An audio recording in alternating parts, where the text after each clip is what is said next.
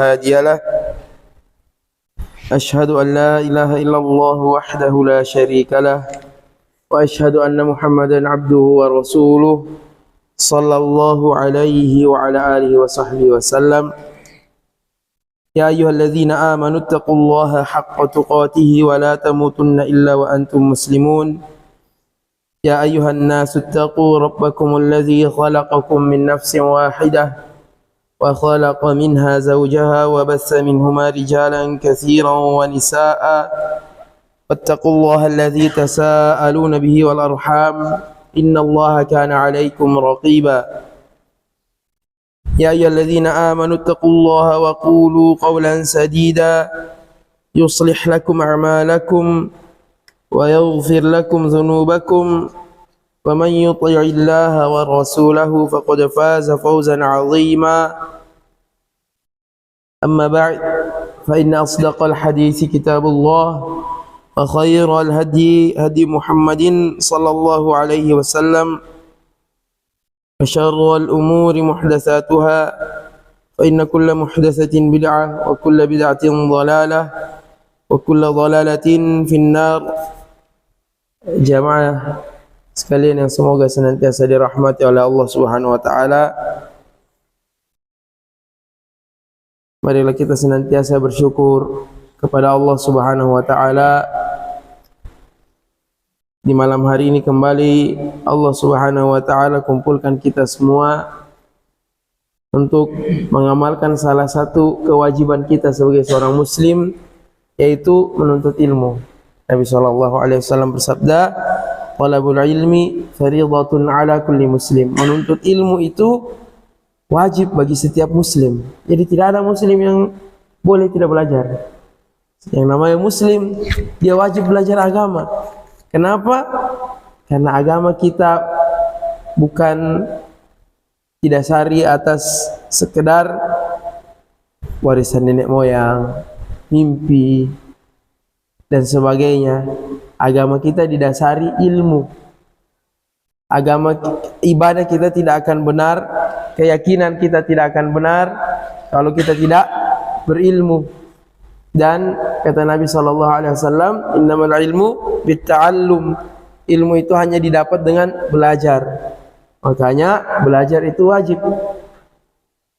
Karena tidak bisa kita beragama kepada Allah, berkeyakinan dengan benar, beriman dengan benar, beribadah dengan benar kalau kita tidak punya ilmunya. Dan ilmu tidak akan didapatkan tanpa belajar. Maka kita jangan anggap remeh rutinitas kita yang seperti ini ibadah yang sangat agung di sisi Allah Subhanahu wa taala. Saking mulianya orang-orang yang bermajelis ilmu, menuntut ilmu agama, Allah sebut-sebut mereka di hadapan para malaikat. Wa dzakarahumullahu fi man indah. Allah akan sebut satu persatu namanya orang-orang yang bermajelis ilmu di hadapan para malaikat yang ada di sisi Allah Subhanahu wa taala. Saking dicintainya bermajelis ilmu di sisi Allah Subhanahu wa taala. Jadi salah satu sarana agar kita bisa meraih cinta Allah dengan bermajelis ilmu, belajar agama. Dan di pertemuan sebelumnya kita hampir menyelesaikan surah An-Nazi'at ini, tapi tanggung.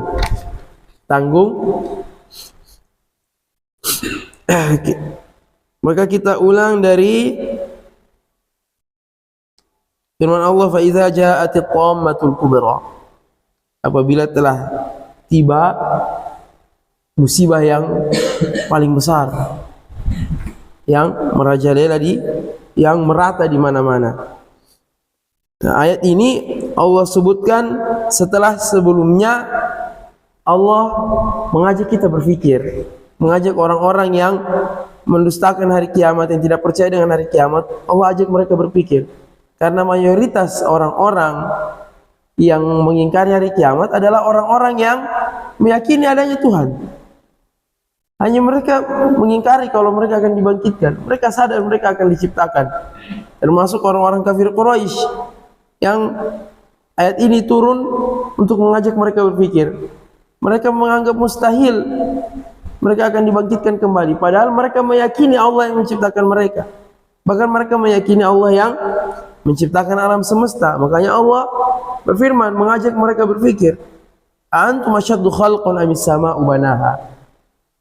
Kaliankah yang lebih dahsyat proses penciptaannya ataukah langit yang Allah bangun? Rafa'a samkaha fasawwaha, Allah tinggikan bangunannya, kemudian Allah sempurnakan langit tersebut dengan bintang-bintangnya, matahari, bulan, dengan orbitnya yang ada di benda-benda langit tersebut. Artinya itu jauh lebih dahsyat daripada penciptaan kalian. Kalau penciptaan langit dan bumi saja itu ringan, sangat mudah bagi Allah, apalagi yang sekedar mengembalikan manusia. Di mana logika kalian? Nah, kita yang beriman, yang sudah beriman dengan hari kiamat, harusnya lebih tambah tersentuh lagi mendengar firman Allah ini. Jadi kita lebih sadar lagi bahwa kita pasti akan dibangkitkan. Apa yang membuat kita lalai, tidak bersiap-siap, tidak membekali diri kita untuk perjalanan yang masih sangat panjang. Watazawwadu, Allah berfirman, watazawwadu, berbekallah kalian, fa inna khairaz zadi taqwa. Karena sesungguhnya bekal yang terbaik itu adalah takwa. Maka bekal utama kita adalah takwa kita kepada Allah Subhanahu wa taala. Nah, itu sedikit tentang apa yang kita bahas pada pertemuan sebelumnya. Dan malam hari ini kita akan lanjutkan mulai dari firman Allah, fa iza ja'atit tammatul kubra. Coba Hisakik baca. Ya, gantian. Bukan depan kalau Himayu hadir, Himayu yang baca. Oke? Okay? Ya.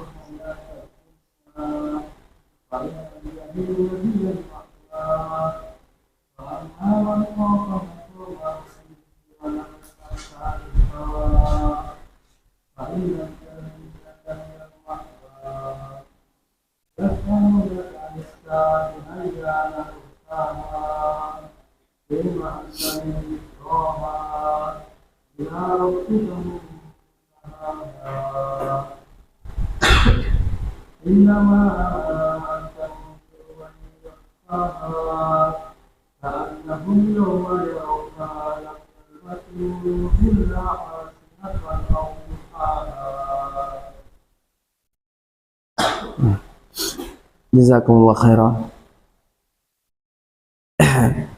Jadi kita mulai dari firman Allah Subhanahu wa taala, fa iza ja'atit tammatul kubra. Maka apabila telah datang musibah yang paling besar, yang merata di mana-mana, at-tammah. Maka salah satu tafsiran para sahabat, tafsiran salaf tentang mana at-tammah ini salah satu nama dari hari kiamat. Salah satu nama hari kiamat at-tammah. Jadi hari kiamat itu punya beberapa nama. Al-waqi'ah, as-sa'ah, dan apalagi misalnya termasuk ini at-tammah. Itu salah satu nama hari kiamat. Yang artinya musibah yang merata di mana-mana. At-tammatul kubra, musibah yang paling besar, musibah yang tidak terbayangkan kengeriannya. Nah, makanya Allah Subhanahu wa taala mengingatkan kita, ya ayuhan nas ittaqu rabbakum. Wahai manusia, bertakwalah kalian kepada Tuhan kalian. Inna zalzalatas saati syai'un azim. Kenapa kita harus bertakwa kepada Allah? Karena gempa, keguncangan, malapetaka di hari kiamat itu sesuatu yang sangat dahsyat, luar biasa. Saking ngerinya hari kiamat, ibu-ibu yang sedang mengandung langsung keguguran semua. Saking syoknya, saking takutnya melihat kengerian di hari tersebut. Anak-anak kecil langsung beruban ketika dia melihat ngerinya hari kiamat. hari di mana wa takunul jibalu kal'ihnil manfush. Hari itu gunung itu terangkat berhamburan di langit seperti debu-debu yang seperti bulu yang ditiup. Gunung. Kita lihat longsor saja mengerikan, kita ngeri. Bagaimana kalau gunung itu terangkat kemudian berterbangan? Kemudian setelah itu Allah jadikan seperti debu-debu yang berterbangan, jadi dia hancur. Gunung hancur. Gunung yang besar yang begitu kokoh, yang begitu megah. Di hari kiamat dia karena dahsyatnya guncangan di hari kiamat, gunung itu sampai berterbangan. Kemudian setelah itu berhancuran seperti debu, menjadi seperti debu-debu. Saking ngerinya, bagaimana bisa kita bayangkan? Ini kita bayangkan saja tidak bisa. Tapi jadi betapa mengerikannya kondisi itu ketika disaksikan oleh manusia. Makanya saking ngerinya ibu-ibu itu sampai keguguran. Anak-anak kecil langsung beruban saking takutnya melihat hari kiamat itu. Ngerinya, ini baru proses terjadinya kiamat. Bagaimana lagi setelah mereka melihat neraka? A'udzubillahi min dzalik. Yauma yatazakkarul insanu ma sa'a. Hari di mana manusia sadar dengan apa yang dia perbuat. Waburrizatil jahimu liman yara. Dan neraka itu ditampakkan. Dan nanti di hari kiamat manusia akan melihat neraka. Burrizatil jahimu liman yara. Neraka itu diperlihatkan bagi orang-orang yang kepada orang-orang yang memandangnya. Nanti mereka akan melihat hari kiamat. Fa amma man tagha wa athara hayatad dunya. Maka adapun orang-orang yang kelewatan, lebih mementingkan dunia, fa innal jahima hiyal ma'wa, maka tempat kembalinya adalah jahim. Salah satu nama neraka itu jahim. Jadi neraka punya beberapa nama, al-jahim, as-saqar, itu nama-nama neraka. Jahannam itu nama-nama neraka. Wa amma man khafa maqama rabbih wa nahan nafsa 'anil hawa, dan adapun orang-orang yang takut dengan kedudukan Tuhannya dan dia menahan dirinya dari hawa nafsu, maka fa innal jannata hiyal ma'wa, maka tempat kembalinya adalah surga. Ini arti ringkas dari ayat-ayat tersebut. Kita baca tafsirannya. Ai idza ja'atil qiyamatul kubra wa syiddatul uzma allati yahunu 'indaha kullu syiddatin. Fa idza ja'atit tammatul kubra, apabila telah tiba tammah, musibah yang terbesar, maksudnya ketika datang kiamat yang besar. Qiyamatul kubra, kiamat besar. Ada kiamat kecil, ada kiamat besar. Kiamat besar ya kiamat hancurnya alam semesta. Dimulainya hari akhirat, itu kiamat besar.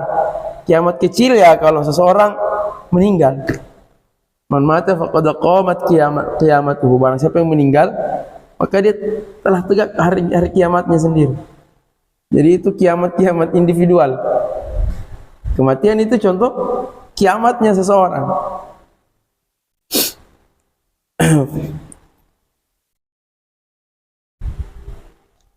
Yang mana dan hari kiamat itu adalah hari kengerian yang terbesar, kesempitan, kesulitan yang terbesar, yang mana pada hari itu semua kesusahan menjadi ringan. Orang kalau dia sudah hadapi hari kiamat, semua kesusahan hidupnya di dunia dia rasa ringan dibanding kengerian yang akan dia hadapi di hari kiamat. Seperi-perinya hidupnya di dunia ringan, dia anggap enteng ketika dia sudah hadapi beratnya hari kiamat. Maka sabar-sabar kita hidup di dunia. Kadang kita hidup ini berat, ujian, cobaan, musibah, problem kehidupan kita hadapi macam-macam yang membuat dada ini sesak, membuat hidup ini terasa sempit. Tapi ingat, inna ma'al usri yusra, kalau kita beriman dan bertakwa, di setiap kesulitan ada kemudahan. Memang di satu sisi kita merasa sulit hidup, tapi ada saja pertolongan, ada saja kemudahan, ada saja orang yang bantu kita, ada saja orang yang perhatian dengan kita. Itu janji Allah, inna ma'al usri yusra. Sesungguhnya bersama kesulitan itu ada kemudahan selama kita bertakwa. Dan ingat baik-baik, ini musibah yang kita anggap berat di dunia, kalau gara-gara itu kita futur, kalau gara-gara itu kita melemah dalam beragama, musibah ini justru akan terasa lebih ringan kalau dibandingkan dengan hari kiamat kelak. Tidak ada apa-apanya. Maka alangkah ruginya kita hanya karena musibah, ujian, cobaan yang ringan ini. Dan semuanya ringan kalau dibandingkan dengan azab hari kiamat. Alangkah ruginya kalau ada musibah kita gagal. Kita diuji, kita gagal melaluinya. Kapan seseorang gagal melalui ujian? Ketika gara-gara ujian dia berpaling meninggalkan agamanya. Dikasih kesempitan rezeki misalnya, akhirnya apa? Dengan mudahnya dia melakukan hal-hal yang haram dalam masalah mencari nafkah. Itu gagal dalam menjalani ujian. Diberikan problematika hidup, kesempitan hidup yang kadang membuat stres. Pelariannya apa? Dia menghibur dirinya dengan maksiat. Ini gagal menjalani ujian. Padahal seberat-beratnya ujiannya itu akan ringan ketika dia bandingkan dengan ngerinya hari kiamat kelak.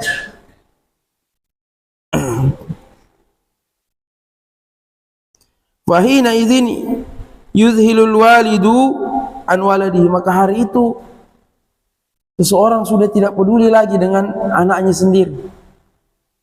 Kan dia tidak pikirkan lagi anaknya sendiri. Dan seorang suami tidak ingat lagi kepada istrinya, saking ngerinya hari tersebut. Wa kullu muhibbin an habibihi, dan semua orang yang punya rasa cinta itu akan lupa dengan kekasihnya. Orang tidak peduli lagi sesayang-sayangnya seseorang dengan orang lain. Dia ketika hari kiamat dia akan lupakan, dia tidak peduli, dia tidak urus lagi. Saking mengerikannya hari tersebut. Bagaimana betapa mengerikannya dia. Yauma yafirrul mar'u min akhihi, hari di mana seorang lari dari saudaranya, wa ummihi wa abi, dan dari ibu serta bapaknya sendiri lari dia. Tidak peduli lagi mau ibunya masuk neraka, tidak peduli dia. Sengeri-ngerinya musibah, kengerian yang kita saksikan di dunia. Seseorang dia masih ingat orang-orang yang dia sayangi, bagaimana sebisa mungkin dia selamatkan. Bahkan terkadang kalaupun dia yang berkorban demi orang yang dia sayangi itu selamat. Tapi kalau di akhirat tidak, lebih baik orang yang celaka daripada dia, lebih baik orang yang tidak selamat daripada dia. Bagaimana bisa? Saking ngerinya waktu hari itu. Innal ladzina kafaru law anna lahum ma fil ardi jami'an wa mithluhu ma'ahu liyaftadu bihi min 'adzabi yaumil qiyamati ma tuqbila minhum. Jadi orang-orang kafir itu, seandainya mereka punya dunia dan sisinya, mereka mau gunakan untuk tebus diri mereka dari siksa Allah Subhanahu wa taala, tapi tidak akan diterima. Artinya apapun yang dia punya, seandainya bisa dia gunakan untuk menebus dirinya, dia tebus dirinya. Mau anaknya, mau istrinya, mau orang tuanya, biar orang tuanya yang diazab di neraka, yang penting jangan dia. Saking ngerinya hari kiamat, saking ngerinya neraka itu. Yatazakkarul insanu ma sa'a, maka setiap manusia hari itu akan sadar terhadap semua yang sudah dia kerjakan di dunia. Min khairin wa syarrin, entah itu kebaikan ataupun keburukan, orang sudah tidak, semua orang akan sadar, akan ingat. Kenapa? Karena salah satu yang menyebabkan mereka ingat terhadap semua dosa-dosanya, karena Allah Subhanahu wa taala mencatat semuanya. Allah Subhanahu wa taala mencatat semua yang pernah kita perbuat. Kita kadang melupakan maksiat kita, tapi ternyata Allah Subhanahu wa taala mencatatnya. Ahsahullah wa nasu. Allah mencatat semua amalan mereka, amalan manusia, sementara manusia melupakannya. Dengan entengnya dia lupakan dosanya kepada Allah, dosanya kepada manusia, kezalimannya kepada manusia. Dia pernah zalimi orang, dia pernah menyakiti orang, dia pernah mengambil haknya orang. Dengan entengnya dia lupakan. Di hari kiamat dia akan sadar, dia akan ingat kembali itu semua. Saking kagetnya orang di hari kiamat ketika dia lihat catatan amalnya, dia berkata, ma li hadzal kitabi la yughadiru saghiratan wala kabiratan illa ahsaha. Kitab apa ini? Kenapa kitab catatan ini tidak ada amalan yang kecil maupun yang besar kecuali terinput semua di dalamnya. Tidak ada yang luput dari pencatatan Allah Subhanahu wa taala.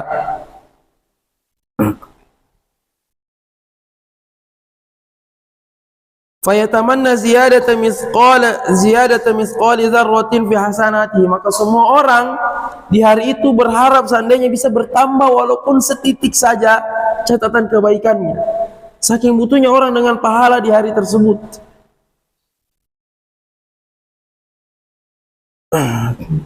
Wa yughimmuhu wa yahzunuhu li ziyadati misqali dzarratin fi sayyi'atihi, dan semua orang hari itu akan pusing, akan panik, akan sedih ketika bertambah setitik saja catatan keburukannya, karena ini sudah urusannya surga neraka dan mereka sudah diperlihatkan neraka, maka mereka sangat takut kalau terjadi sesuatu yang bisa memperparah kondisi mereka di hari kiamat kelak. Wa ya'lamu idzaka anna maddata ribhihi wa khusranihi ma sa'ahu fid dunya, dan saat itu orang baru sadar ternyata penentu keberuntungan atau kerugiannya adalah apa yang dia upayakan di dunia. Semua yang kita lakukan hari ini selama kita hidup di dunia itu semua akan kita lihat dan akan berdampak di kehidupan akhirat kita. Makanya salah satu nama hari kiamat itu Yaumul Hasrah, hari penyesalan. Semua orang menyesal hari itu. Kenapa? Karena semua merasa tidak memaksimalkan upayanya selagi mereka masih di dunia. Makanya ini kita harus sering-sering dengar supaya ya hati ini terketuklah, tersadarkan. Wa yanqati'u kullu sababin wa waslatin kanat fid dunya, dan semua sebab-sebab keberuntungan yang masih bisa diupayakan di dunia, semua relasi yang bisa membantu kita di dunia, yang memperlancar urusan kita di dunia, itu sudah tidak berlaku lagi di hari kiamat. Di dunia orang dekat sama bosnya, dekat sama atasannya, dekat sama manajernya, dekat sama pemimpin. Semua kedekatannya ini, semua hubungan-hubungan ini, semua relasi ini bisa membantu dia di dunia. Di akhirat sudah tidak ada. Tinggal hubungannya dengan Allah Subhanahu wa taala bagaimana. Dan semua sebab-sebab sudah tidak berlaku lagi di hari kiamat, hanya amalan. Hanya amalan yang bisa menjadi sebab kita selamat di hari akhirat kelak. Para nabi saja lepas tangan. Tidak mau membantu yang lainnya. Kenapa? Karena sangat takutnya kepada Allah Subhanahu wa taala. Di padang mahsyar khususnya. Wa burrizatil jahimu liman yara, dan neraka itu diperlihatkan bagi orang-orang yang memandangnya. Jadi makanya kita di dunia, di akhirat nanti kita akan melihat semua apa yang kita perbuat. Kita banyak-banyak bertaubat. Kita ini pasti berbuat salah, banyak berbuat salah. Kullu bani Adam khata'un, semua anak Adam itu banyak berbuat salah. Kata Nabi SAW, wa khairul khata'ina at-tawwabun, dan sebaik-baiknya yang banyak berbuat salah adalah yang banyak bertaubat. Makanya kalau saya tidak salah ada ucapan dari Aisyah yang mengatakan bahwa beruntunglah orang yang mendapati, kalau tidak salah, kalau bukan hadis Nabi SAW, ucapan Aisyah, beruntunglah orang yang mendapati nanti di catatan amalnya banyak istighfar. Apalagi kita ini, amalan kita bagaimana, ibadah kita ya bagaimana kondisinya, maka perbanyak istighfar, perbanyak memohon ampun kepada Allah Subhanahu wa taala. Nabi SAW saja dalam setiap hari memohon ampun kepada Allah sebanyak 100 kali. Nah, apalagi kita ini, perbanyak istighfar, memohon ampun kepada Allah Subhanahu wa taala. Kita harap dengan itu bisa memudahkan langkah kita di hari kiamat kelak, dan hati-hati terhadap kezaliman, hati-hati terhadap hak manusia. Makanya sebagian ulama mengatakan, sebagian ahli ilmu mengatakan, dari satu sisi kita punya kesalahan kepada Allah itu lebih mending daripada kita punya salah kepada manusia. Dari satu sisi. Dari sisi mana? Kalau kita berbuat salah kepada Allah, kita minta ampun kepada Allah, Allah mengampuni kita siang dan malam. Inna Allah yabsutu yadahu fil laili liyatuba musii'an nahar. Sesungguhnya Allah Subhanahu wa taala senantiasa membentangkan kedua tangannya di malam hari supaya orang yang berbuat salah di siang hari bertobat. wa yabsutu yadahu fin nahar yatubu musii'ul lail. Dan Allah Subhanahu wa taala senantiasa membentangkan tangannya di siang hari agar orang yang bermaksiat di malam hari bertobat. Kalau kita berbuat salah kepada Allah, kita langsung minta ampun kepada Allah, selesai. Tapi kalau kita punya salah kepada manusia, belum tentu kita dimaafkan. Makanya dari sudut pandang ini, berbuat salah, punya salah kepada manusia itu lebih berat dibandingkan kita punya salah kepada Allah Subhanahu wa taala. Makanya hati-hati. Tapi sekarang di zaman ini manusia dengan entengnya dia tidak peduli kalau terlanjur kesalah, dia zalimi orang. Hanya demi kesenangan dunia dia rampas hak orang lain. Orang sudah punya tanah dia buat sertifikatnya, subhanallah. Padahal tidak ada satupun tindak tanduknya di dunia yang tidak akan dia lihat hasilnya di hari kiamat. Apalagi kezaliman. Kalau kambing saja, hewan saja Allah tidak biarkan kezalimannya berlalu begitu saja, apalagi manusia. Apalagi manusia. Makanya Nabi SAW berpesan, man kana alaihi mazlamatun li akhihi falyastahillal yawma, kalau tidak salah, atau kama qala Nabi SAW, barang siapa yang punya kezaliman terhadap saudaranya, minta penghalalan memang hari ini. Min qabli alla yakuna dinar wala dirham, sebelum datang hari tidak ada dinar, tidak ada dirham. Sebelum datang hari tidak bisa kita tebus kesalahan kita, tidak bisa kita bujuk orang dengan harta. Hari itu hanya ada pahala. Ini kita harus banyak ingat, karena di zaman sekarang manusia itu gampang berbuat zalim.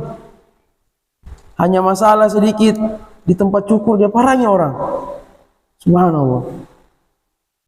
Darah manusia ditumpahkan.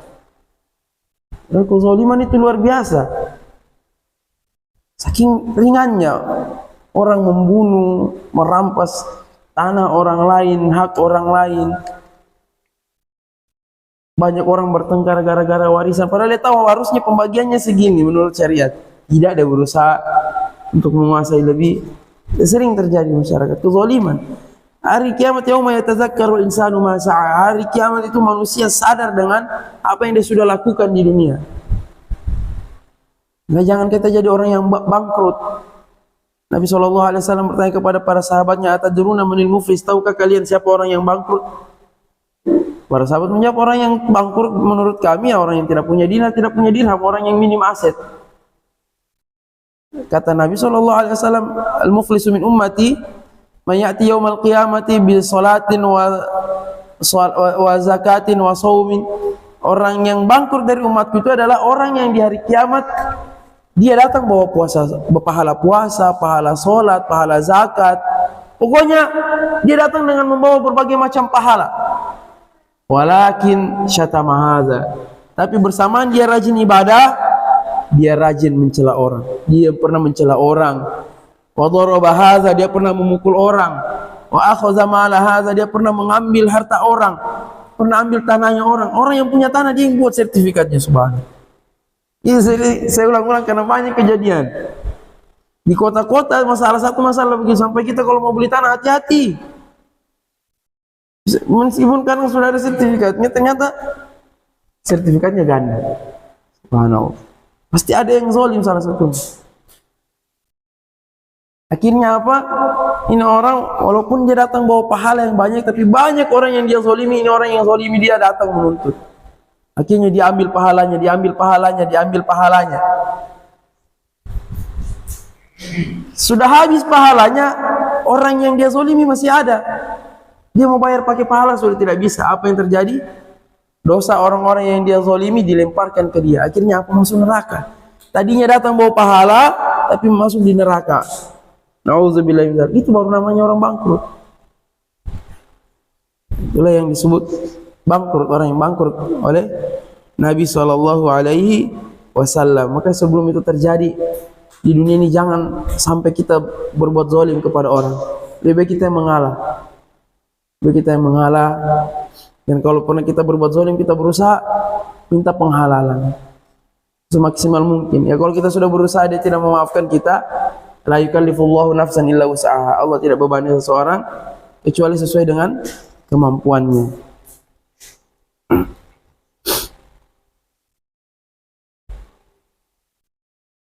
Wa burrizatil jahimu liman yara, dan hari itu neraka diperlihatkan bagi orang-orang yang memandangnya. Ai ju'ilat fil baras, maka neraka itu dijadikan nampak dia, zahiratan likulli ahadin qad burrizat li ahliha, dan maka neraka ini jelas bagi setiap orang dan telah dinampakkan bagi penghuninya. Wasta'addat li akhdhihim, dan neraka ini sudah siap untuk mengazab para penduduk neraka. Muntaziratun li amri rabbiha, dan neraka ini menunggu perintah Tuhannya. Ketika Allah perintahkan untuk mengazab penghuni neraka, diazab. Jadi neraka, di ayat lain Allah Subhanahu wa taala berfirman di surah Al-Fajr, waji'a yawma idzin bi jahannam. Hari di mana, dan dari hari tersebut, di hari kiamat, didatangkan neraka. Kalau di ayat ini burrizat, dinampakkan. Bagaimana dinampakkannya neraka? Neraka didatangkan oleh Allah Subhanahu wa taala. Jadi neraka itu makhluk tersendiri, surga juga makhluk tersendiri, dan sangat-sangat besar. Surga dan neraka makhluk Allah yang sangat-sangat besar. Jannatin arduha samawati wal ard. Surga itu luasnya seluas langit dan bumi. Neraka juga luar biasa luasnya. Nabi SAW bersabda, yu'ta bi jahannama yawma idzin, hari itu, hari kiamat, neraka akan didatangkan. Laha sab'una alfa zihamin, neraka itu didatangkan, itu dia ditarik dengan 70.000 rantai. Jangan antum bayangkan kayak rantai kapal, yang ini bicara perkara gaib. Ibnu Abbas sudah menyebutkan, kalau bicara urusan dunia akhirat itu tidak ada yang sama kecuali nama saja. Hakikatnya beda jauh. Jadi jangan kita bayangkan. Intinya neraka itu ditarik dengan 70.000 rantai. Ma'a kulli zihamin sab'una alfa malakin yajurrunaha. Di setiap rantai ada 70.000 malaikat yang menariknya. Jadi bagaimana besarnya? 70.000 kali 70.000 berapa itu? Coba hitung dulu.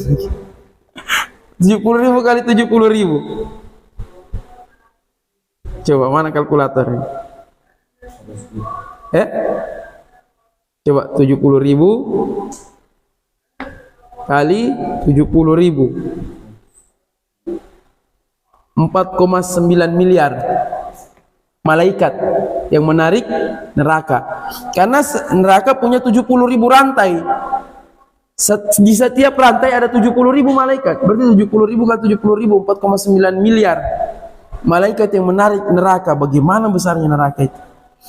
Suatu ketika sebagian sahabat menceritakan, kunna ma'an Nabi sallallahu alaihi wasallam idza sami'a sautan wajibatan. Suatu ketika pernah kami sedang bersama Nabi sallallahu alaihi wasallam tatkala beliau mendengar suara yang begitu besar. Kemudian Nabi sallallahu alaihi wasallam bertanya kepada sahabatnya, tadruna ma hadza?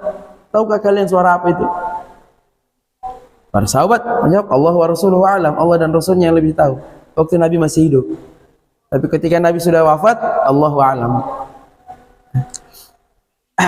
Nabi SAW bersabda, hadza hajarun rumya bihi finnar. Itu adalah suara batu yang dilemparkan ke dalam neraka munzu sab'ina kharifan. Itu adalah suara batu yang dilemparkan ke dalam neraka 70 tahun yang lalu. 70 tahun yang lalu. Semenjak 70 tahun.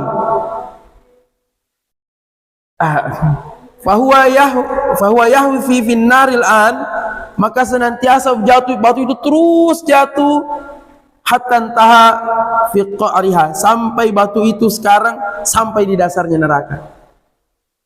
Jadi bagaimana luasnya neraka? Neraka, batu yang dilemparkan dari mulut neraka, ketika dilemparkan 70 tahun baru sampai di dasarnya neraka. Makanya neraka itu ketika dilemparkan penghuninya, dimasukkan terus ke dalamnya, dilempar. Jadi penghuni neraka itu tidak disilakan masuk, tidak dilempar, tidak ada kemuliaan. Sebelum dibawa diseret dengan mukanya, habis itu dilempar ke neraka. Terus dilemparkan, bahkan penghuni neraka itu diperbesar badannya, kulitnya dipertebal supaya lama dia merasakan azab. Kalau habis kulitnya terbakar langsung diganti dengan kulit baru supaya terus-menerus merasakan azab. Bahkan makhluk-makhluk yang mereka sembah di dunia ikut dimasukkan ke dalam neraka juga, supaya mereka tambah menyesal lagi. Ternyata yang saya sembah di dunia masuk neraka juga. Tapi contohnya matahari, bulan itu dimasukkan juga ke dalam neraka nanti, tapi bukan sebagai azab buat neraka dan matahari. Malaikat juga yang menjaga neraka ya ada di dalam neraka, tapi tidak kenapa-kenapa kan. Yang merasakan azabnya ya cuma yang diazab di neraka. Tapi supaya semakin menghinakan mereka, ini yang kalian sembah saya dulu di dunia dimasukkan ke neraka. Nah, neraka itu sekian banyak penghuninya, jinnya, manusianya, bahkan matahari, bulan dimasukkan ke dalam neraka. Matahari saya besarnya bagaimana? Itu dimasukkan di dalam neraka.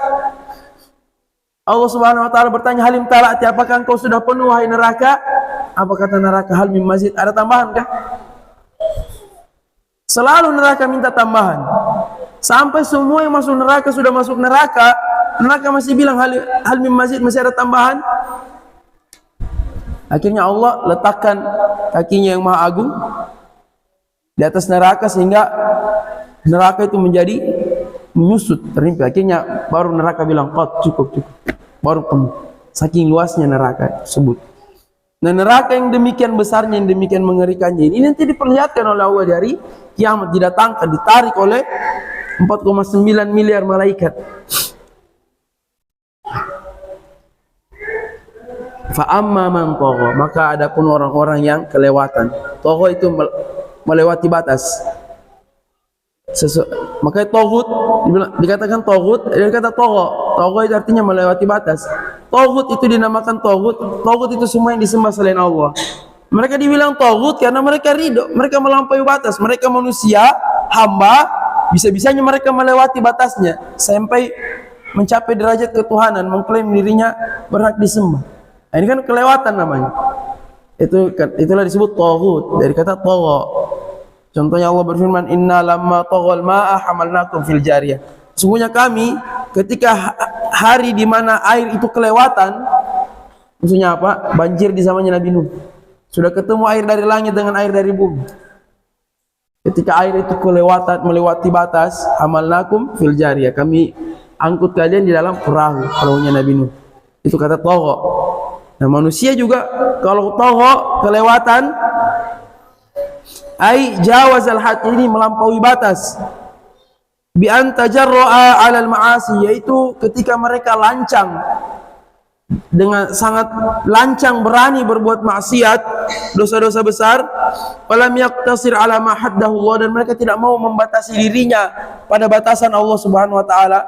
Allah larang dia lakukan, Allah batasi dia jangan begini, dia kerjakan. Allah perintahkan dia melakukan sesuatu, dia tinggalkan. Ini kan melewati batas. Padahal Allah tidak melarang kita kecuali karena di situ keburukannya lebih banyak. Kalau bukan keburukannya itu murni, tidak ada kebaikannya sama sekali. Atau keburukannya lebih besar daripada maslahatnya. Yas'alunaka 'anil khamri wal maisir. Mereka bertanya kepadamu tentang minuman keras dan judi. Qul fihima itsmun kabir wa manafi'u lin-nas. Katakanlah pada judi dan minuman keras ada dosa dan banyak manfaatnya. Allah bilang banyak manfaatnya judi dan minuman keras. Wa ismuhuma akbar min naf'ihima. Tapi dosanya lebih besar daripada manfaatnya. Tidak bisa lagi dihitung dengan jari rumah tangga yang rusak gara-gara judi. Apalagi judi online. Subhanallah, dosanya lebih besar. Memang satu kali kena 20 juta, 30 juta judi online itu. Saya pernah dengar ceritanya pecandu judi online seperti itu. Dia kalau kena menang judi online 20 juta dia dianggap kecil. Kalau sekali kena memang, tapi apa sampai sekarang hancur. Keluarganya terbengkalai, pekerjaannya sudah hancur, tidak utang di sana sini. Dan pasangannya apa? Narkoba. Memang judi itu pasangannya minuman keras, makanya Allah gandengkan dalam Al-Quran. Subhanallah. Mereka itu pede main judi itu kalau nyabu. Kalau habis sabu-sabu itu percaya dirinya tinggi, optimismenya tinggi untuk menang. Makanya kalau mereka tidak nyabu, kurang semangat main judi online. Dunia hancur, rusak. Makanya Allah larang. Betapa banyak orang dia parangi saudaranya sendiri ketika mabuk. Walaupun orang bilang, obat ini penghangat badan. Memang ada manfaatnya, tapi dosanya lebih besar. Makanya Allah larang. Nah, manusia ini dilarang oleh Allah bukan karena apa? Karena kebaikannya sendiri. Itu pun mereka masih togo, melampaui batas. Wa asarul hayatad dunya, dan mereka lebih mengutamakan, lebih memilih kehidupan dunia alal akhirah dibandingkan akhirat. Fasara sa'yuhu laha, maka jadilah segenap upayanya yang paling besar hanya untuk dunia, demi dunia saja. Dunia. Kita tidak dilarang mengejar dunia, tidak. Yang dilarang adalah ketika dunia itu tujuan utama kita dalam hidup. Karena kalau tujuan utama kita dunia, akhirat kita kesampingkan, kita akan menghalalkan segala cara. Itu dia dampaknya kalau kita yang paling besar di hati kita adalah dunia, akan membuat kita menghalalkan segala cara. Maksiat itu gampang. Betapa banyak orang melakukan transaksi ribawi, mengambil permodalan ribawi. Kan tujuannya apa? Karena yang dia kejar dunia saja. Kalau seandainya saya berusaha supaya saya dapat rezeki yang halal, supaya saya selamat di akhirat, tidak akan dia pinjam riba. Saya ini harus mencari nafkah yang halal, pakai riba saja dulu. Tidak mungkin kan? Tapi kenapa dia mengerjakan yang haram? Karena asarul hayatad dunia, dia dunia itu lebih besar di hatinya. Makanya Nabi SAW berdoa, wala taj'alid dunya akbar hammina, ya Allah, jangan jadikan dunia itu tujuan terbesar kami. Dunia itu segalanya di hati dan di mata kami, jangan. Itu Nabi berdoa seperti itu. Kenapa? Karena orang kalau sudah dunia yang paling utama di dalam benaknya, dia akan menghalalkan segala cara. Makanya kita juga mendidik, kita dulu dari kecil ya dididiknya begitu. Dunia, orientasinya dunia. Nah, mau jadi apa? Selalu diarahkan untuk menjadi yang terdepan, tapi dalam urusan dunia. Gantunglah cita-citamu setinggi langit. Jangan setinggi surga. Surga di atasnya langit. Langit itu rendah. Kita dipacu terus untuk mengejar dunia. Bagaimana kita didik anak-anak kita itu supaya cita-citanya itu akhirat. Dan kalau orang yang paham dengan benar, mengejar akhirat itu bukan berarti tidak peduli dengan dunia, tidak.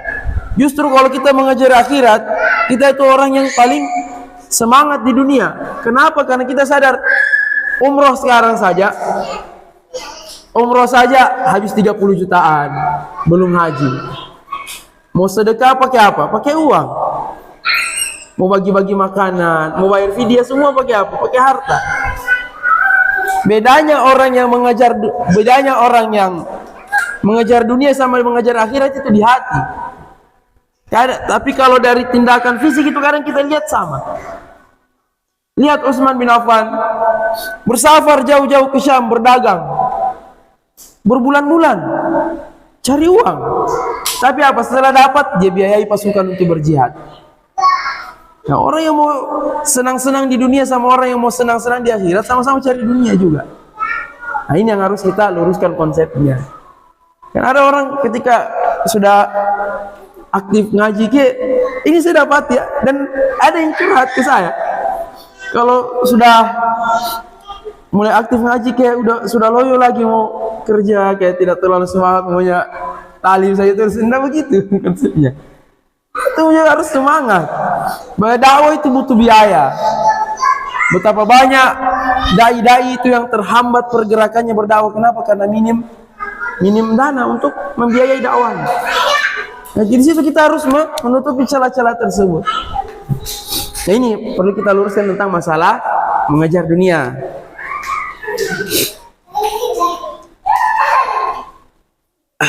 Wa waqtuhu mustaghraqan fi hududhiha wa syahawatiha. Dan karena sudah terlanjur yang dia kejar adalah dunia, dia lebih utamakan dunia daripada akhirat. Pertama, dia akan menghalalkan segala cara dan umurnya habis untuk dunia. umurnya habis untuk dunia. Saya ingat dulu ada salah seseorang yang berusaha mengejar supaya keterima beasiswa S3 hanya supaya jadi dokter. Kan kalau dokter tunjangannya naik misalnya. Habis siang dan malam belajar supaya keterima kuliah S3. Qadarullah sakit, meninggal. Apa kalau sudah begitu bagaimana? Umur kita habis untuk mengejar dunia, ternyata ajal berkata, ternyata ajalnya lebih mendahului. Itulah setan berusaha mengiming-imingi kita dengan dunia. Habis umur kita di situ, tidak sadar ajal tiba, kita belum bersiap-siap untuk akhirat. Ruginya kita. Tapi jangan antum besok malas kerja. Antum pergi kerja ibadah, insya Allah. Nah kalau sudah gajian, belanjakan di jalan Allah. Azamuha ajra, yang paling besar pahalanya, ma ja'altahu fi ahlika, harta yang kau gunakan untuk menafkahi keluargamu. Itu yang paling besar pahalanya. Nah, jadi ibadah itu luas. Pintu surga itu luas. Kita selesaikan yang ayat ini ya. Wa amma man khafa fa innal jahima hiyal ma'wa, maka nerakalah tempat kembalinya. Wa amma man khafa maqama rabbih, dan adapun orang yang takut dengan kedudukan Tuhannya, ay khafal qiyama alaihi wa mujazatihi bil adli, ini dia takut ketika Allah menyidang dia, Allah membalas dia dengan kemahaadilannya. Maka ketika dia takut, dia akan berhadapan dengan Allah Subhanahu wa taala. Allah akan balas dia. Itu yang dia ingat.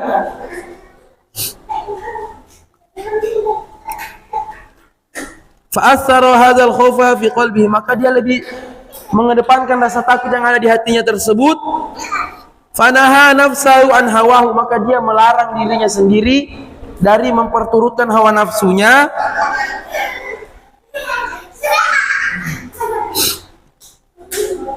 Alladzi yuqayyiduha an ta'atillah, yang mana rasa takut tersebutlah yang menuntun dia untuk mentaati Allah Subhanahu wa taala. Wa sara hawahu tab'an lima jaa'a bihi Rasul, dan hawa nafsunya itu tunduk menerima apa yang dibawa oleh Rasulullah sallallahu alaihi wasallam, perintah dan larangan.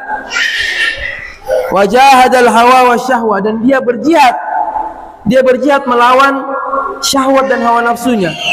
Al-mujahidu man jahada nafsahu fi ta'atillah. Dalam sebuah hadis disebutkan, orang yang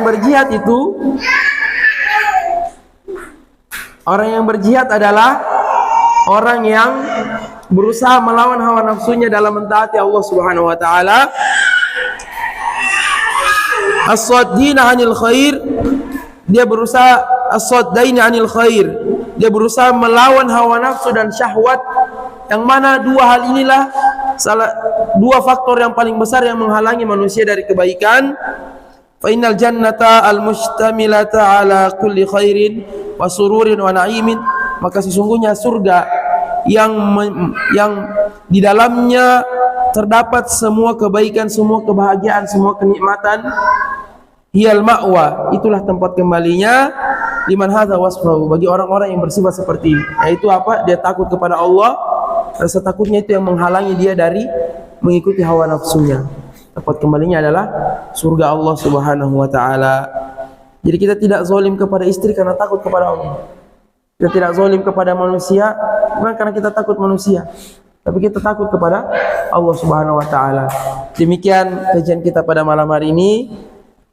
Lebih dan kurangnya mohon dimaafkan, antum sabar. Kita bisa kajian, saya sudah syukur. Okay? Segala kekurangannya kita sabarkan, kita berusaha tetap fokus dalam mendengarkan ilmu. Semoga yang sedikit ini bermanfaat untuk kita. Qadarullah belum habis surah An-Nazi'at. Mungkin di pekan depan insyaallah kita ambil ujung surah An-Nazi'at, kemudian awal-awal surah Abasa. Demikian, sallallahu wasallam wa baraka ala nabiyyina Muhammad. Subhanakallahumma wa bihamdik, asyhadu an la ilaha illa anta, astaghfiruka wa atubu ilaik. Assalamualaikum warahmatullahi wabarakatuh.